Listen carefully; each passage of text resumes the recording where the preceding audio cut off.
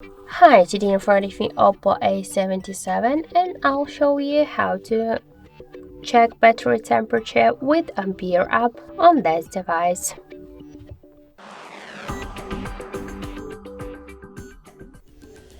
So first let's open the Play Store application, and now we should get the application from here. That's why in the search pool enter the Ampere, tap to the search, and now we should get this first application. So tap to install button and wait a couple of seconds.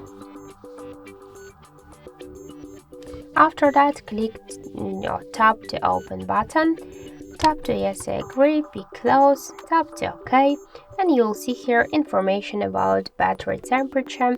In my case, that is the 30 degrees. Also, we can find here more information like the battery level, health, capacity, model, Android version, and more other info. So that's it. Thank you for watching, and if you find this video helpful, leave thumbs up and subscribe our channel.